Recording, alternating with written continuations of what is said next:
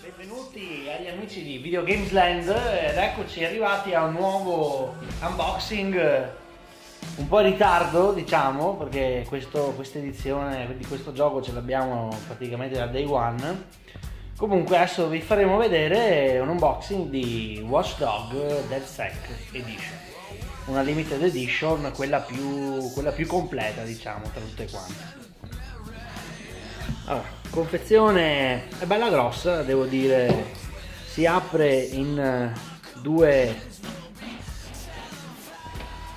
ecco, si apre in due praticamente. Questo era il cartoncino nella quale era contenuta la scatola completa. Comunque andiamo avanti. Insomma, non è neanche male. Allora abbiamo la scatola in metallo che contiene il gioco, poi abbiamo, vediamo insieme perché, la mappa di Chicago, che non è altro che la mappa della città di gioco dove si svolge appunto l'avventura di Watch Dogs. Adesso non sto qua ad aprirla tutta anche perché non riusciremo a fare entrare l'inquadratura. CD con la colonna sonora del gioco, le tracce, devo dire che sono delle tracce anche belle. Vediamo se riusciamo a mettere a fuoco.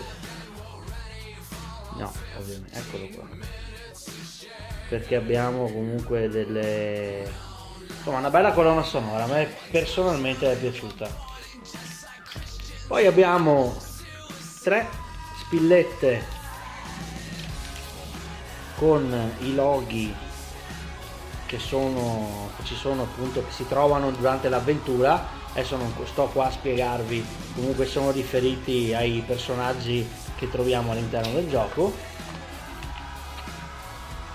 Questa, che vediamo di cosa si tratta perché me ne sono persa anche io.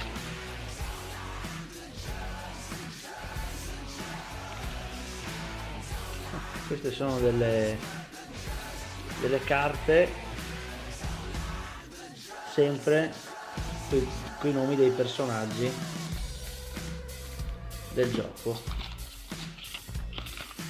Magari qua c'è scritto di cosa si tratta precisamente. 4 carte in realtà aumentate da collezione.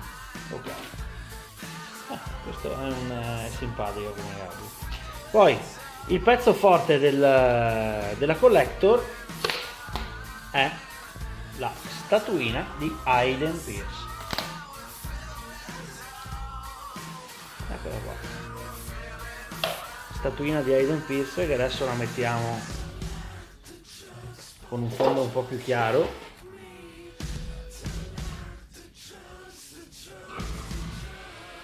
Devo dire tutto sommato di buona fattura. Sono abituato a vedere nelle collector delle statuine che sono, ragazzi, cose impressionanti. Mi ricordo la statuetta, l'action figures presente nella collector di Max Payne. Mamma mia, sapeva una puzza di non so cosa, di plasticaccia marcia cinese, che mi è rimasta in camera per 10 giorni. Ecco, comunque insomma, una bella statuetta e nel complesso una bella collector. Ovviamente un prezzo mostruoso, che io vi consiglio di aspettare un po' che cali il prezzo. Tra l'altro è calato praticamente subito il prezzo, perché ne hanno ordinati in quantità industriali, per esempio al Media World, quindi probabilmente almeno ai Media World qui che ci sono in Veneto si trovano già a prezzo ribassato queste collector qua, quindi ma penso un po' dappertutto. E ecco, comunque presto faremo l'unboxing anche dell'altra edizione, quella un po' più piccolina col cappellino e basta.